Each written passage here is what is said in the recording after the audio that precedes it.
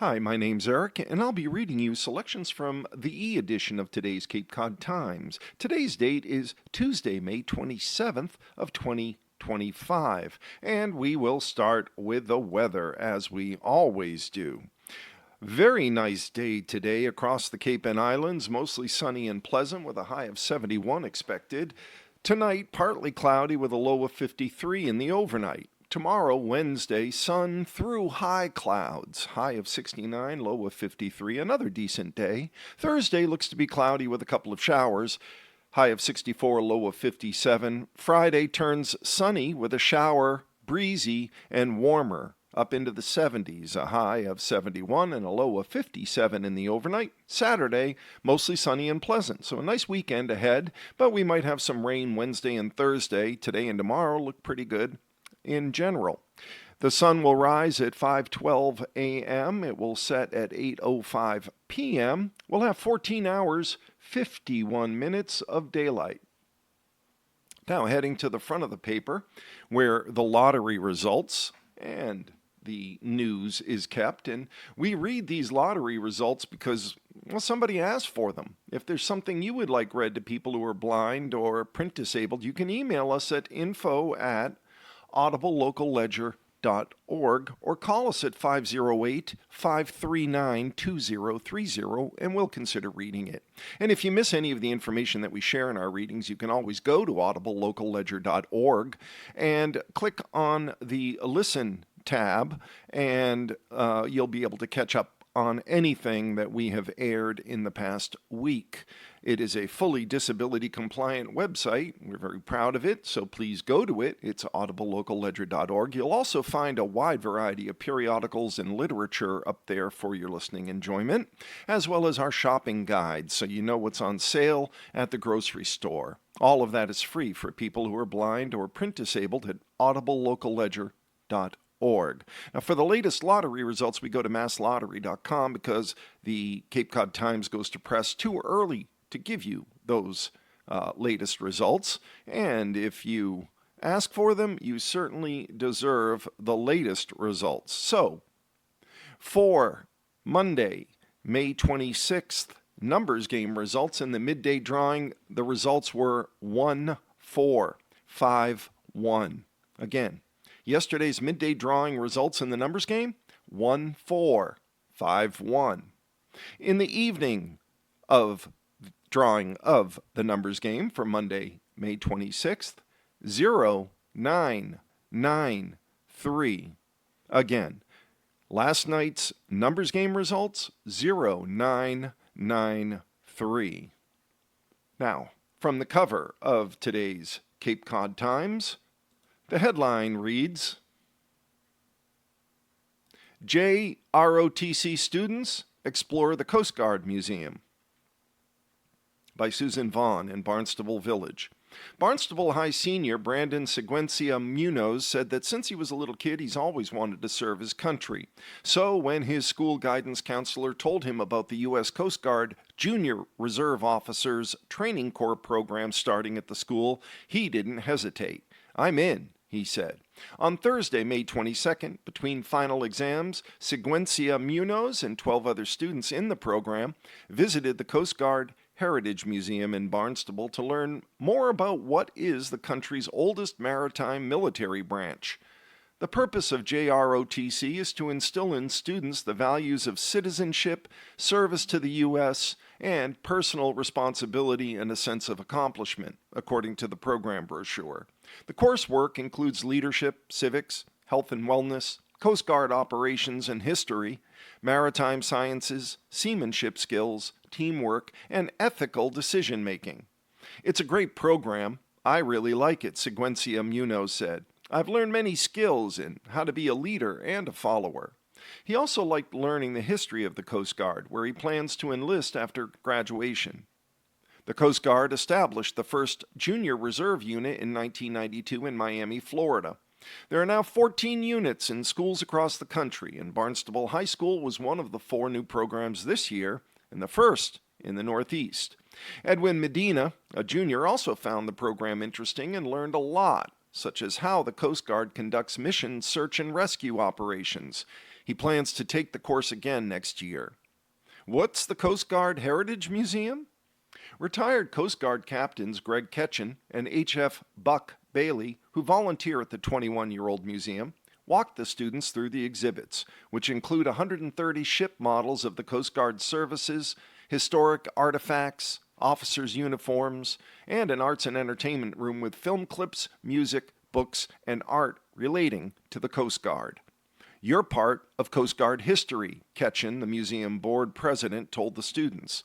Massachusetts is the birthplace of the Coast Guard, starting with the first lighthouse in North America, Boston Light, in 1716, he said. The Coast Guard, he said, has had different missions throughout its history.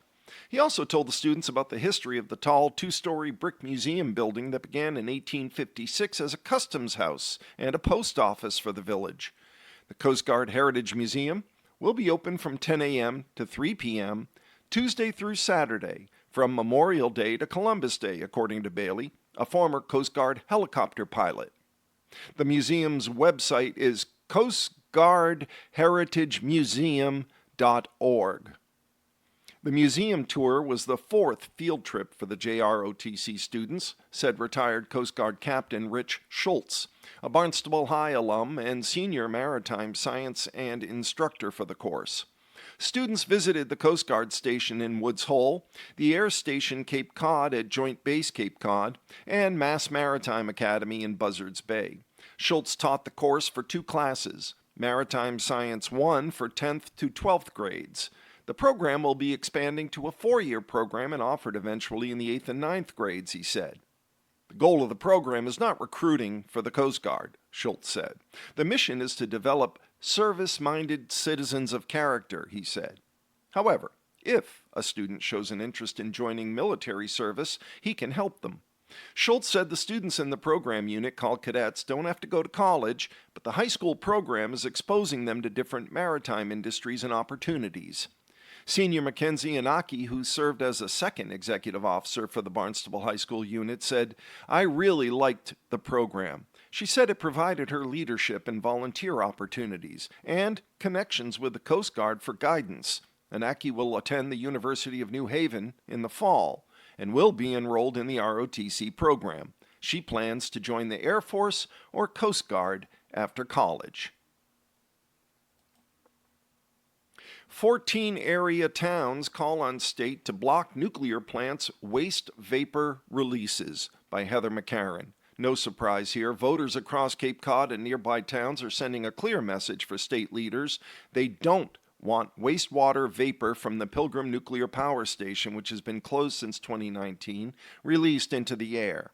That position is underscored by results of a non-binding public advisory question that appeared on ballots in all but one Cape Cod town during the region's election season, May 5th through 20th. The final town, Barnstable, doesn't have a spring election, so the town council will consider the message. Advocacy groups Save Our Bay Mass Coalition and Cape Downwinders are opposed to Holtec International's use of evaporation as a nuclear wastewater disposal method, while the plant is being decommissioned. The groups provided the muscle for the initiative, which asked voters whether they want to direct their local officials to urge state leaders to take action and prohibit the practice. A spokesman for Holtec defended the practice and said the question is misinformed and it's being pushed by anti-nuclear activists. Plymouth voters also supported the ballot question at their town election on May 17th. Duxbury passed a supportive resolution at its town meeting in March. One final town, Scituate, will weigh the question at its election on May 31st. In the towns where voters weighed in, nearly 90% supported the resolution, with a total of 27,433 yes votes outpacing 3,184 no votes. That's a margin of 79.2%. Voters across the Cape and South Shore have voted with the strong statement that Governor Maura Healey and state officials must protect our communities and environment from Holtec's illegal actions, said Diane Turco of Harwich, director of Cape Downwinders. As responsible Democratic elected officials, they now must step up for us and enforce our state laws. The organizations, she said, plan to deliver the official town results to Healey and Attorney General Andrea Campbell on June 10th. Advocates claim Holtec is releasing untreated, radioactively and chemically contaminated industrial wastewater into the atmosphere, and assert that prevailing winds could carry pollutants over nearby towns as well as into Cape Cod Bay, posing health and environmental risks. They contend that may violate state laws like the Massachusetts Ocean Sanctuaries Act, and they stress it deserves the same scrutiny as liquid wastewater discharges into the bay. Safer alternatives exist, such as storing the wastewater on site or hauling it away to a licensed facility. Last July, the State Department of Environmental Protection denied Holtec's proposal to discharge up to 1.1 million gallons of industrial wastewater, treated beforehand but still containing some radionuclides, like tritium, into the bay. The agency identified the bay as a protected ocean sanctuary and is defined under the Act, which prohibits dumping industrial waste into protected state waters. Holtec has pushed back against the ballot initiative. In a May 22nd statement, Holtec Director of Government Affairs and Communications, Patrick O'Brien, called the question misinformed, said it's driven by the usual anti-nuclear activists that have continued to fearmonger in the community for decades. When Pilgrim reported publicly that in the first 2 years of decommissioning, 680,000 gallons of water has evaporated, these groups had no opinion. Instead, focusing on their belief that liquid discharges that had safely occurred for 50 years were more of an issue, he said. He defended the company's use of evaporation as part of the plant's ongoing decommissioning process, saying the water is constantly treated to ensure quality and clarity for ongoing work and to remove as many impurities as possible, the same way we treated public drinking water when it entered the plant for power operations to an ultra-pure level. Evaporation has occurred inside the reactor since 1972, with environmental monitoring showing no harmful effects, he said. As anyone with a swimming pool in the summer knows, water will evaporate naturally, O'Brien said. State regulators, he said, have already reviewed the issue and confirmed that the releases comply with environmental standards. A 2024 letter from the Mass Department of Environmental Protection, he said, found that the amount of pollutants released falls well below thresholds under the Clean Air Act. Holtec also cited its own evaluations of potential radiation exposure from evaporation. O'Brien said a member of the public would be exposed to potentially 0.00032 millirem in a hypothetical scenario where all remaining water evaporated in a single year. For comparison, he said a chest X-ray delivers about 10 millirem, and the average American receives more than 600 millirem annually from natural and man-made sources. The reality is that dose leaving the building would be much smaller and it would dissipate quickly externally, he said. O'Brien also pointed at renewed interest in nuclear energy. Healy has recently said she's open to exploring newer, small, modular nuclear technology like Holtec's SMR 300, suggesting it could play a role in the state's energy plans, he said. He criticized activists for focusing on a decommissioned clean energy source, while saying little about emissions from fossil fuel power plants still in operation. At a time when clean, baseload power is needed more than ever, nuclear stands ready to meet the growing demands for clean power, and these actions run counter to what the nation is doing regarding power production, O'Brien said. Following are the Cape's town-by-town votes on the referendum, listed as yes votes followed by no votes. Off Cape, Plymouth voted 6,938 to 638. In Bourne, 935 to 117. In Brewster, 1,301 to 130. In Chatham, 1,278 to 164. In Dennis, 2,229 to 269. In Eastham, 494 to 57. In Falmouth, 5,011 to 573. In Harwich, 1,731 to 233. In Mashpee, 1,718 to 221. Orleans, 1,390 to 155. In Provincetown, 465 to 32. In Sandwich, 1,366 to 207. In Truro, 602 to 53. In Wellfleet, 375 to 39. And in Yarmouth, 1,600 to 266.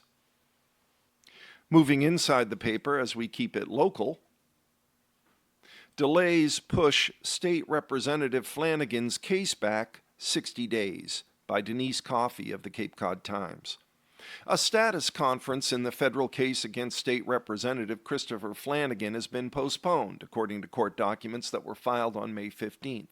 Flanagan was indicted on 5 counts of wire fraud and 1 count of falsification of records in connection with his campaign for state representative and his job as executive officer of the Home Builders and Remodelers of Cape Cod.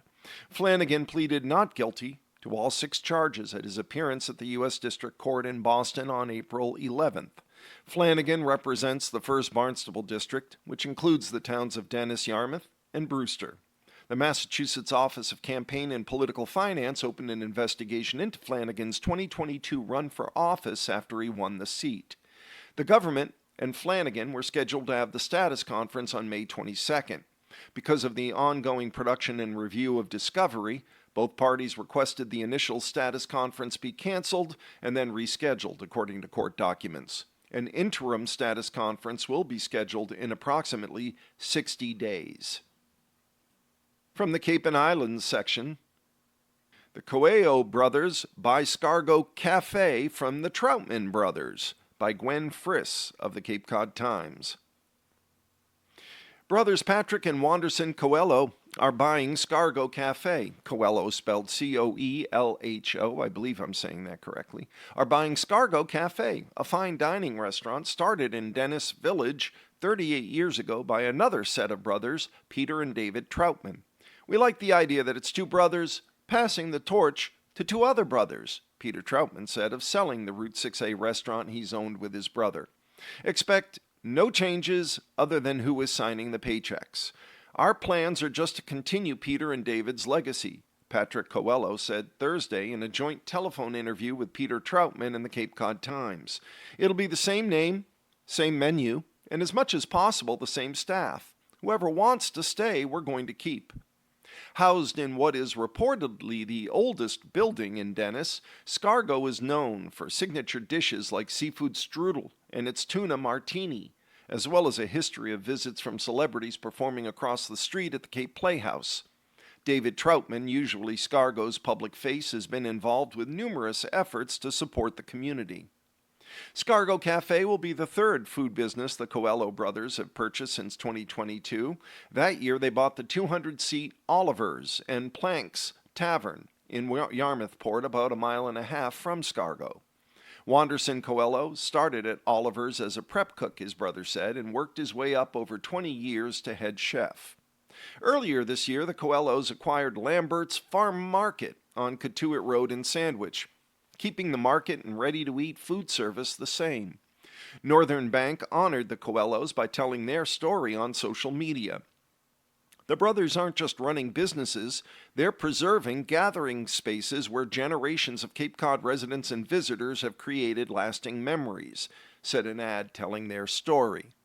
The idea is not to stop here, Patrick Coelho said. We see this window of opportunity where many successful Cape businesses need a succession plan. It makes sense. But he added, I don't want to give the impression that we're this big investment group, because we're not. We're just 2 brothers. Peter Troutman said that at 69 he's ready to spend more time traveling, which wasn't feasible with the restaurant's management needs. But he said the Troutmans didn't want to sell Scargo Cafe to just anyone. Our staff was our biggest concern, he said. They're the secret sauce, because it's a hospitality business.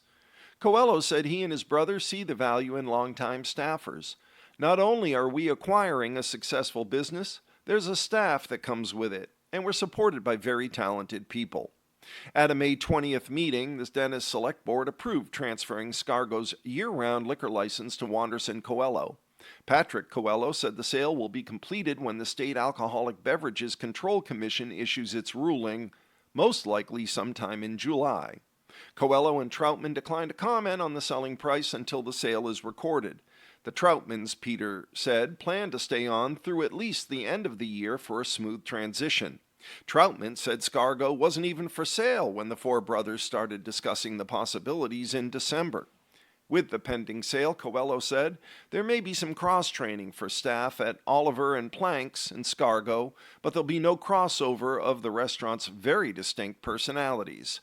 Oliver's and Scargo are very different restaurants. We understand that. Oliver's is a casual American restaurant appealing to the neighborhood, whereas Scargo is upscale fine dining and a destination spot, Coelho said. There is a photo. Cape Cod marks Memorial Day, and there are a few seniors standing in front of a flag. Several have their hand over their heart on their chest. Several look like they're wearing their veterans' caps.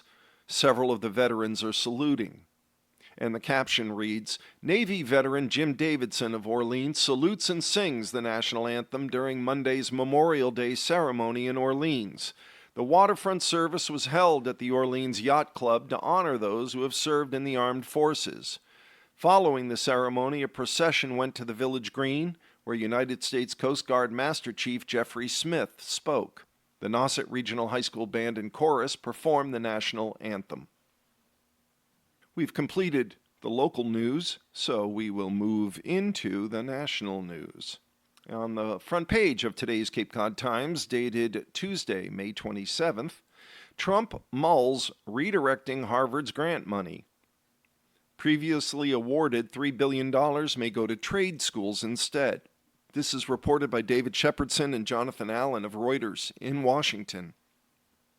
President Donald Trump said on May 26th that he's considering taking $3 billion of previously awarded grant money for scientific and engineering research away from Harvard University and giving it to trade schools. His comments on his social media platform, Truth Social, come less than a week after his administration sought to block the Ivy League school from enrolling foreign students as part of Trump's extraordinary effort to place U.S. academia under some government control. Trump, a Republican, has frozen some $3 billion in federal grants to Harvard in recent weeks, complaining that it has hired Democrats, radical left idiots, and bird brains as professors. Harvard, a private university, is sued to restore the funding, saying the cuts are an unconstitutional attack on its free speech rights and unlawful. Most of that grant money is appropriated by Congress for the National Institutes of Health to disperse to fund biomedical research. It wasn't clear whether Trump was referring to Harvard grants his administration has already frozen. Harvard has said it was told that virtually all of its federal grant awards were revoked earlier in May in a series of letters by the NIH, the U.S. Forest Service, the Department of Energy, the Department of Defense, and other agencies. The letters each said that the grants were being suspended because they no longer effectuate agency priorities. Harvard didn't respond to a request for comment on May 26th. The White House didn't respond to questions about the specific funds Trump wants to repurpose or how that money could be reallocated to trade schools under the law. On May 23rd, a U.S. judge temporarily blocked the Trump administration from revoking Harvard's ability to enroll foreign students, a policy the university said was part of Trump's broader effort to retaliate against it for refusing to surrender its academic independence. The order provides temporary relief to thousands of international students who were faced with potentially having to transfer under a policy that the university in Cambridge, Massachusetts called a blatant violation of the U.S. Constitution and other federal laws. It said the move would have an immediate and devastating effect on the university and more than 7,000 visa holders. Harvard enrolled nearly 6,800 international students in its current school year, representing 27% of total enrollment and a significant chunk of its revenue from tuition fees.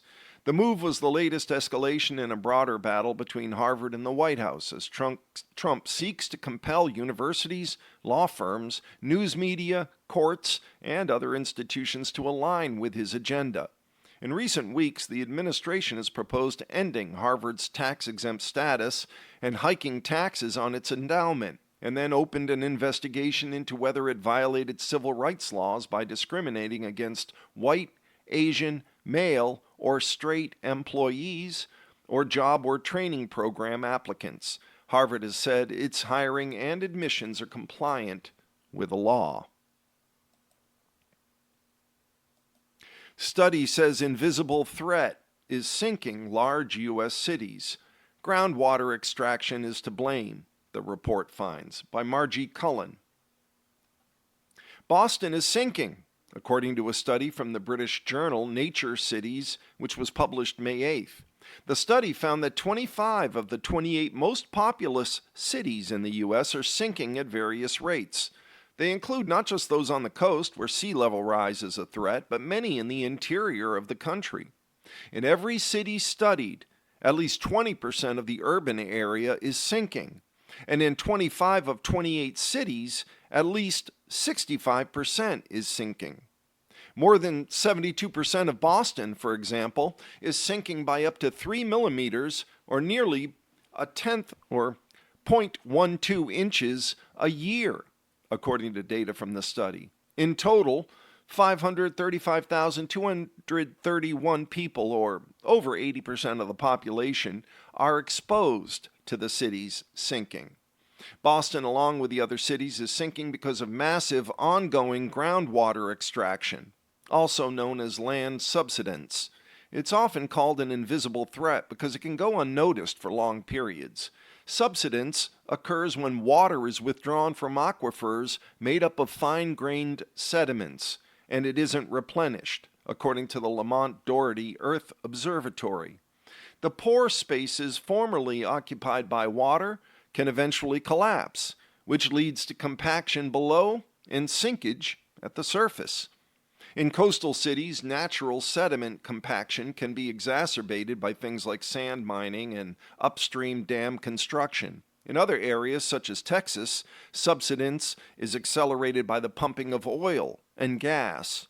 When land shifts downward, even just a little bit, the structural integrity of buildings, roads, bridges, and dams can be profoundly impacted. Study lead author Leonard Oenen of Lamont Doherty told USA Today on May 7th.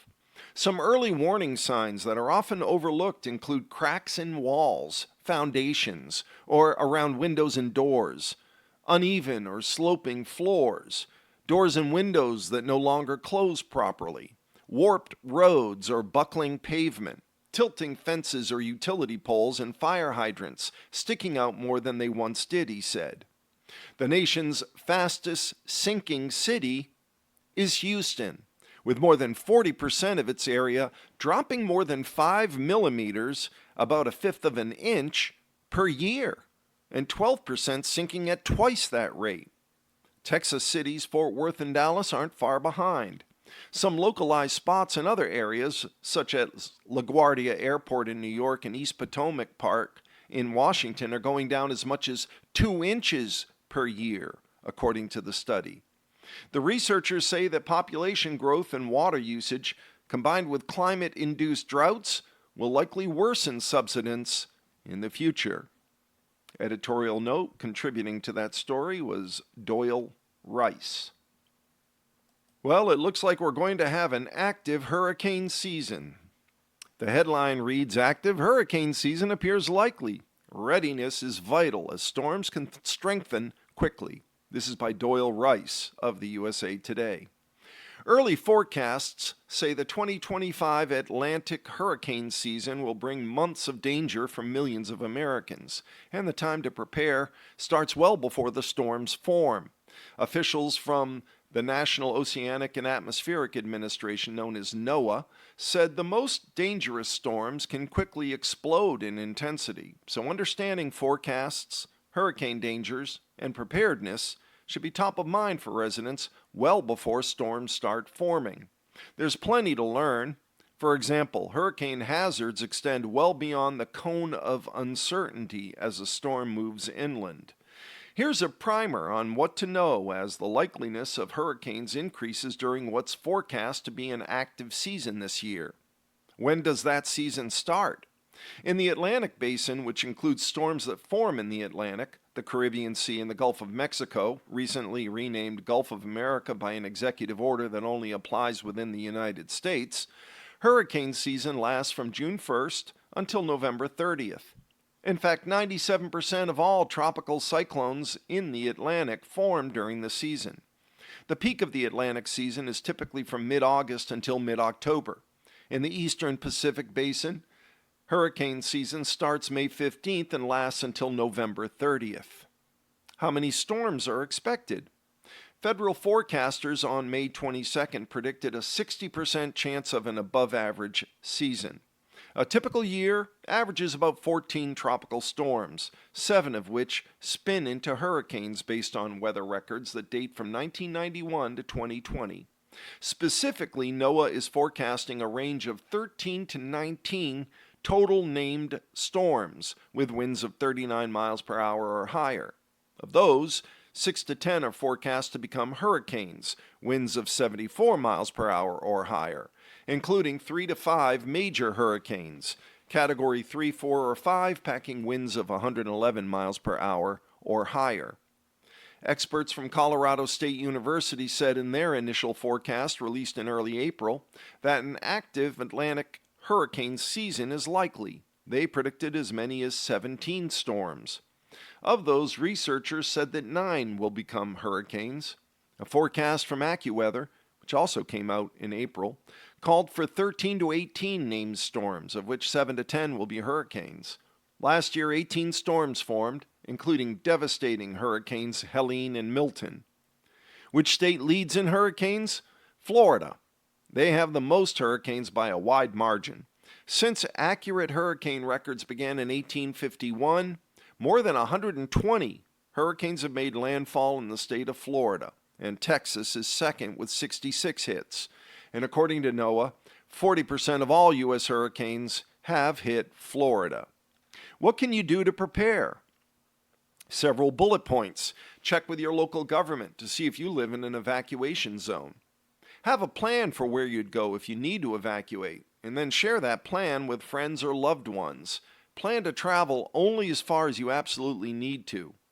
Write a family emergency plan with your family and or close friends to decide how you would contact each other in an emergency, where you'll go, and what you will do. Keep copies on your phone, in your emergency supplies, and share them with family. And put together a basic emergency kit with water and shelf-stable foods for up to a week, flashlights, backup batteries, a first aid kit, and moist towelettes. Review your insurance policies to ensure if you have adequate coverage, including flood coverage. Store insurance policies, photos of your home and its contents, and other important papers in a safe place, in electronic files, and or share copies with family members. What are the costliest U.S. hurricanes? According to NOAA, for all U.S. hurricanes, Hurricane Katrina in 2005, $201.3 billion in damage is the costliest storm on record. Hurricane Harvey in 2017 was $160 billion. That ranks second in damage. Hurricane Ian in 2022, $119.6 billion, ranks third. Hurricane Maria, back in 2017, $115.2 billion, ranks fourth. And Hurricane Sandy, 2012, $88.5 billion, ranks fifth. What is rapid intensification? A rapid strengthening of a hurricane, when wind speeds increase by at least 35 miles per hour in 24 hours. It occurs when a tropical storm or hurricane encounters an extremely conducive environment for strengthening, according to Colorado State University hurricane researcher Phil Klotzbach. That environment consists of very warm water, low vertical wind shear, and high levels of mid-level moisture. What's storm surge? Storm surge, the massive amount of water that builds up and comes ashore during a hurricane, is often the deadliest and most destructive threat from these storms. It's characterized by water being pushed toward the shore by the force of the winds moving around the storm, NOAA said. Storm surge has accounted for about half of all the deaths from hurricanes since 1970, according to the National Hurricane Center, caused most of the 1,800 deaths in Hurricane Katrina in 2005. Trump extends 50% EU tariff deadline to July 9th by Swapna Venugopal Ramaswamy. President Donald Trump announced that he's extending the deadline for a 50% tariff on the EU until July 9th, a measure he had earlier said would go into effect on June 1st. I received a call today from Ursula von der Leyen, President of the European Commission, requesting an extension on the June 1st deadline on the 50% tariff with respect to trade in the European Union, Trump posted on Truth Social on May 25th, adding that von der Leyen said talks would begin rapidly. In a post on X, von der Leyen described the conversation with Trump as a good call. The EU and U.S. share the world's most consequential and close trade relationship, von der Leyen added. Europe is ready to advance talks swiftly and decisively. To reach a good deal, we would need the time until July 9th. Trump's announcement comes just 2 days after he threatened the EU with a 50% tariff after having paused reciprocal tariffs on it and other nations back in April. The EU, which was formed for the primary purpose of taking advantage of the United States on trade, has been very difficult to deal with, Trump said in a social media post on May 23rd, a resumption of his threats after pausing reciprocal tariffs on the EU and other nations back in April. Our discussions with them are going nowhere, the president added. Trump's proposed 50% tariffs on European Union goods would hit roughly $606 billion in imported products. That's the value of goods exported to the U.S. from the European Union in 2024, according to the Office of the United States Trade Representative. The United States is the EU's largest trading partner, purchasing 21% of its exports, according to EU data. The top EU export to the United States is pharmaceuticals. Other leading EU exports include cars and other vehicles, aircraft, engines and motors, other machinery, petroleum oils, and alcoholic beverages, according to the EU. Trump on April 3rd announced Global Liberation Day reciprocal tariffs, sending the world's financial markets into a nosedive before pausing the tariffs for 90 days for most countries except China. The Trump administration has been negotiating trade deals with various countries since April. Contributing to that report was Zach Anderson of USA Today. Questions remain after Trump backs Nippon Steel's bid for U.S. steel. And we're past the midway point. Regular listeners may be expecting obituaries or death notices, but there are none in today's Cape Cod Times. This is reported by Mariko Katsumura and Yuka Obayashi of Reuters in Tokyo. President Donald Trump's comments supporting Nippon Steel's $14.9 billion bid for U.S. steel left lingering questions about the scope of the deal and its costs for the Japanese firm, leading to muted gains for its shares on May 26th. As part of the deal announced on May 23rd, Trump said in a post on Truth Social that the planned partnership between the two companies will create at least 70,000 jobs and add $14 billion to the U.S. economy. He added that the bulk of that investment would occur in the next 14 months and said he would hold a rally at U.S. Steel in Pittsburgh on May 30th. Trump said on May 25th that the United States will have control over U.S. Steel as part of the partnership. It's still unclear whether partnership refers to the full acquisition of U.S. Steel that Nippon Steel has been pursuing. The White House didn't respond to questions about the announcement on May 23rd. U.S. Steel shares soared 21% on May 23rd to $52.01, as investors interpreted the comments from Trump, who had originally opposed the deal, to mean Nippon Steel had received his approval for its long-planned takeover, the last major hurdle for the deal. But the shares still remain below the $55 per share offered by Nippon, reflecting uncertainty about a deal. Both U.S. Steel and Nippon Steel, though, lauded Trump's comments on May 23rd. For Nippon Steel, Japan's top steelmaker, the deal is core to its global expansion strategy. It would lift production to 86 million metric tons, from 63 million tons now, at a time when domestic demand is declining. The benefits of gaining access to the growing U.S. market are enormous, Masayuki Kubota, chief strategist at Rakuten Securities Economic Research Institute, said in a note referring to Nippon Steel. Although the company is the world leader in technology, the domestic market is saturated, competition is fierce in Asia, and the company's growth strategy has turned a corner, he said, adding, Nippon can expect new growth in the U.S. by leveraging its technological strength in high-grade steel.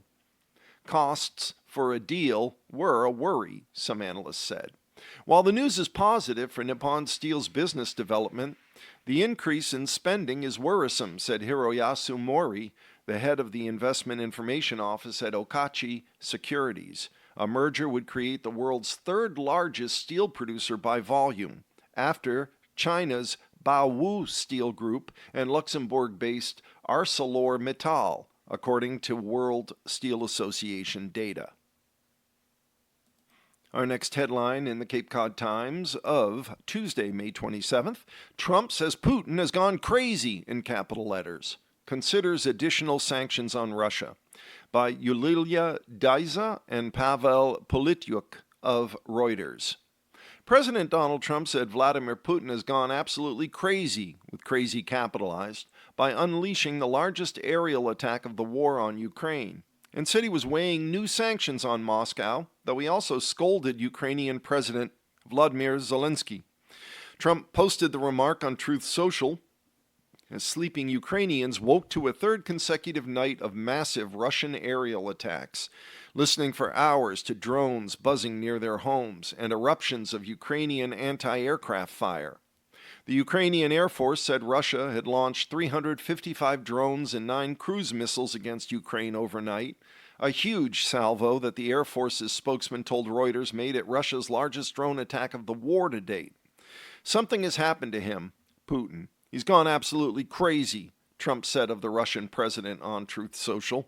I've always said that he wants all of Ukraine, not just a piece of it, and maybe that's proving to be right. But if he does, it will lead to the downfall of Russia, quote unquote. Trump also criticized Zelensky, posting that the Ukrainian leader is doing his country no favors by talking the way he does. Everything out of his mouth causes problems. I don't like it, and it better stop. The Kremlin, asked about Trump's specific remarks about Putin being crazy, thanked the U.S. people and Trump in person for their assistance in launching peace negotiations, but suggested Trump and others might be emotionally overloaded. This is a very crucial moment, which is associated, of course, with the emotional overload of everyone, absolutely, and with emotional reactions, Kremlin spokesman Dmitry Peskov said. Swarms of drones are being launched by both sides while fierce fighting is underway along key parts of the front. The Ukrainian Air Force said the overnight Russian attack hit targets in 5 locations, but didn't elaborate, implying military damage.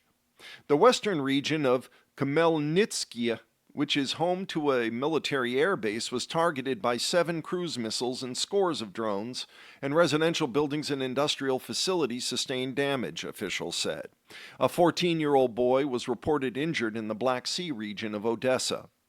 The Russian Defense Ministry said its strike hit targets at Ukraine's Starokostiantyev air base in Khmelnytskyi region. The Kremlin said the attacks were directed at military targets and that the strikes were a response to significant Ukrainian attacks on Russian civilian targets. Zelensky, in a post on X, did not directly address Trump's criticism, but said the world appeared to be spending more effort on dialogue with Putin than with actually exerting real pressure on the Kremlin chief. Russia, Zelensky said, can only be constrained by force, and he again called for more sanctions on Russia. I'm not happy. Speaking to reporters at the airport in Morristown, New Jersey, Trump said of Putin, I don't know what's wrong with him. What the hell happened to him, right? He's killing a lot of people, and I'm not happy about that. He raised the possibility of imposing more sanctions on Russia in response to the ongoing attacks. In the biggest aerial assault of the war, Russia pummeled Ukrainian cities and other targets with at least 367 drones and missiles overnight into May 25th, killing at least 12 people, including 3 children, in the northern region of Zhytomyr, Ukrainian officials said. The Russian attack was the largest of the war in terms of weapons fired, although other strikes have killed more people. Trump has been pressuring Russia and Ukraine to end the more than 3-year war, but the two sides remain far apart. And while major powers talk, the war is intensifying and Russian forces are advancing in eastern Ukraine. European leaders have been disappointed by their inability so far to win over the U.S. leader to their cause in the war that was started by Russia and to persuade him to cross the threshold of imposing major new sanctions. French President Emmanuel Macron said he hoped that Trump's ire toward Putin would now result in new sanctions that could dissuade the Russian leader from acting further. The Kremlin says it's conducting what it calls a special military operation in Ukraine to protect Russia from NATO encroachment on its borders. Ukraine says Russia launched an unprovoked war of aggression. Ukraine has confirmed information that China is supplying a range of important products to Russian military plants, the chief of Ukrainian foreign intelligence was quoted on May 26th as saying. There's information that China supplies tooling machines, special chemical products, gunpowder, and components specifically to defense manufacturing industries, Ola Evashenko told state news agency Ukrinform. We have confirmed data to 20 Russian factories, he said.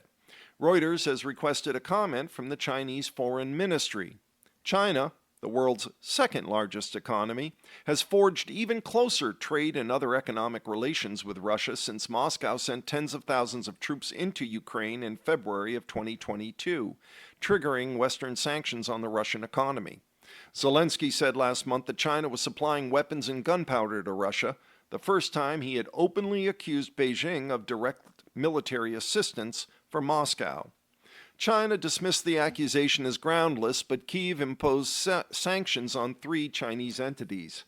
Ivachenko said Ukrainian intelligence also had information on at least 5 cases of Russian-Chinese cooperation in the aviation sector in 2024 and 25, including the supply of equipment, spare parts, and documentation. He added there were 6 cases of large shipments of specialty chemicals, without providing details. Reuters could not independently confirm those assertions. Next headline is Proposed Gaza Deal Stirs Accusations. Head of U.S.-backed Gaza Aid Group resigns, by Nidal al-Mughrabi and Olivia Lepoivdan in Cairo. A Palestinian official said May 26th that Hamas has agreed to a proposal by U.S. Special Envoy Steve Witkoff for a Gaza ceasefire, only for an Israeli official to deny that the proposal was Washington's and add that no Israeli government could accept it. Witkoff also rejected the notion that Hamas had accepted his offer for a hostage deal and ceasefire, telling Reuters that what he had seen was completely unacceptable and the proposal being discussed was not the same as his. The Palestinian official, who's close to Hamas, had told Reuters that the proposal would see the release of 10 hostages and a 70-day ceasefire, and was received by Hamas through mediators. The proposal includes the release of 10 living Israeli hostages held by Hamas in 2 groups in return for a 70-day ceasefire and a partial withdrawal from the Gaza Strip, the source said. It also included the release of a number of Palestinian prisoners by Israel. An Israeli official dismissed the proposal, saying no responsible government could accept such an agreement, and rejecting the assertion that the deal matched one proposed by Witkoff.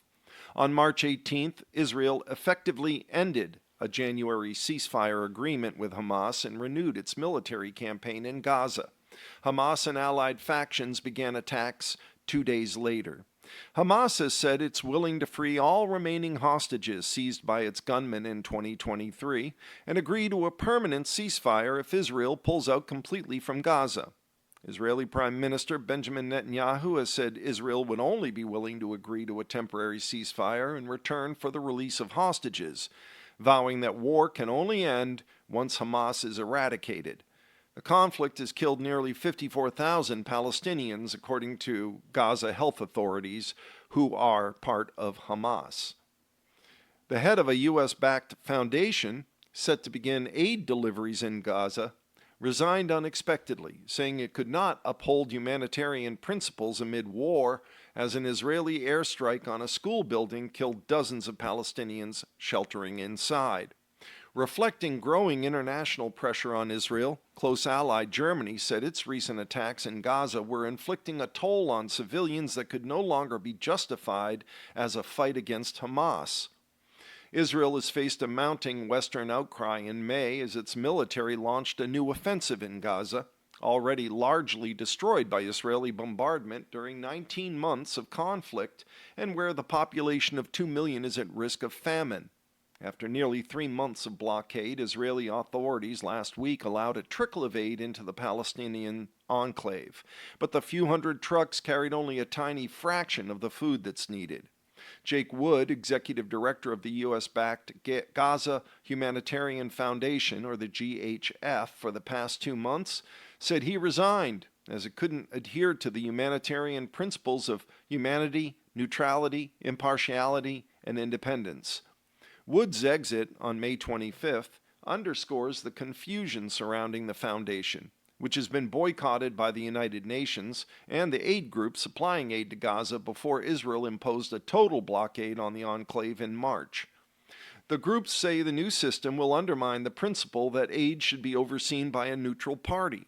Israel, which floated a similar plan earlier this year, says it will not be involved in distributing aid, but it had endorsed the plan and would provide security for it. The GHF, which would use private contractors working under a broad Israeli security umbrella, said it would begin deliveries on May 26th, with the aim of reaching 1 million Palestinians by the end of the week. The Switzerland-registered foundation has been heavily criticized by the United Nations, whose officials have said the private company's aid distribution plans are insufficient for reaching the more than 2 million Palestinians. The new operation will rely on 4 major distribution centers in southern Gaza that will screen families for involvement with Hamas militants, potentially using facial recognition or biometric technology, according to aid officials. But many details of how the operation will work remain unexplained, and it was not immediately clear whether aid groups that have refused to cooperate with the foundation would still be able to send in trucks. While the aid systems worked out, Israel has continued to carry out strikes across densely populated Gaza, killing at least 45 people on May 26th, local health authorities said. In Gaza City, medics said 30 Palestinians, including displaced women and children seeking shelter in a Gaza City school, were killed in an airstrike. Israel's military said the building was being used as a center by Hamas and Islamic Jihad militants to plan and organize attacks. Another strike on a house in Jabalia, adjacent to Gaza City, killed at least 15 other people, medics said. The majority of supplies of medical equipment have run out in Gaza, while 42% of basic medicines, including painkillers, are out of stock, the World Health Organization said on May 26th. We are at stock zero of close to 64% of medical equipment and at stock zero of 43% of essential medicines and 42% of vaccines, Anan Balkhi, the WHO's regional director for the Eastern Mediterranean, told reporters in Geneva. Balkhi said that the WHO has 51 aid trucks waiting on the Gaza border that haven't yet had clearance to enter the Palestinian enclave. Can you imagine a surgeon fixing a broken bone with no anesthesia? No IV fluids, needles, no bandages. They don't exist in the quantities that are required, she said, adding that basic medications such as antibiotics, painkillers, and drugs for chronic diseases all were in short supply. Amid ongoing shortages of medical equipment, the WHO confirmed that it would not take part in an alternative U.S.-backed aid plan to distribute aid. And we will close with Central Banks Talk Harsh New Economic Realities by Leica Kihara of Reuters in Tokyo. It's Japan's version of the Fed's Jackson Hole Symposium without the trail hikes or views. And this year's gathering of global central bankers in Tokyo will focus on 2 uncomfortable realities: flagging economic growth and sticky inflation. The Bank of Japan and its affiliated think tank host a 2-day annual conference that kicks off May 27th. It includes prominent U.S., European, and Asian academics and central bankers. While most of the speeches are academic in nature and closed to media, this year's theme looks at new challenges for monetary policy, specifically how central banks should deal with persistent inflation, downside economic risks, volatile markets, and U.S. tariffs. Those conflicting headwinds, much of them a result of President Donald Trump's policies, are creating speed bumps for many central banks, regardless of whether they are raising and cutting interest rates. The BOJ, for example, remains on track, Bank of Japan, to continue raising interest rates and steadily taper its bond purchases. That's a stark contrast to its rate-cutting peers. But recent global developments have raised questions about the pace of such moves. While the BOJ may be forced to stand pat for a while, it doesn't need to ditch rate hikes altogether, said former Bank of Japan official Nobuyasu Atago. It just needs to communicate in a way that, when the environment looks right, it can resume rate hikes.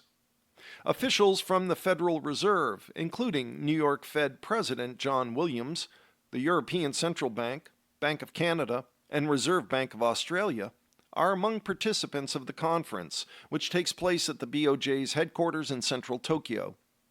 At last year's meeting, participants took stock of their experience battling economic downturns by discussing lessons learned from using various unconventional monetary easing tools. They also discussed whether Japan, an outlier that kept interest rates ultra low, even as other major central banks hiked aggressively, could emerge from decades of deflation and low inflation with budding signs of sustained wage hikes. While concerns this year center on tariff-induced economic downturns, the conference's session topics indicate policymakers still sensitive to risks of being caught with persistent, too high inflation. One session features reserve demand, interest rate control, and quantitative tightening. Another will debate a paper published by the International Monetary Fund in December titled Monetary Policy and Inflation Scares. That paper explains how large supply shocks, such as one caused by the COVID pandemic, can lead to persistent inflation, warning of the dangers central banks face, assuming they can look through cost-push price pressures. That could be a compelling message for major central banks that face a similar dilemma exacerbated by a global trade war and Trump's erratic trade policy. Initially thought to be on course for more rate cuts, the U.S. Federal Reserve has been forced into a waiting game, with officials warning last week of creeping inflation due to tariffs. While the ECB, the European Central Bank, is expected to cut rates again in June, the case is growing for a pause beyond that, as inflation challenges creep up on the horizon, according to Reuters conversations with policymakers. The BOJ, too, faces the challenge of balancing domestic inflationary pressure and growth risks from U.S. tariffs. Trump's tariffs forced the BOJ to sharply cut its growth forecasts on May 1st, signaling a pause in its rate hike cycle that still leaves short-term interest rates at a meager 0.5%. And with that, we've come to the end of our reading of the Cape Cod Times for today, Tuesday, May 27th of 2025. This is your reader, Eric, saying be well, be safe, look after each other, remember our veterans, and not just on Memorial Day. Bye for now.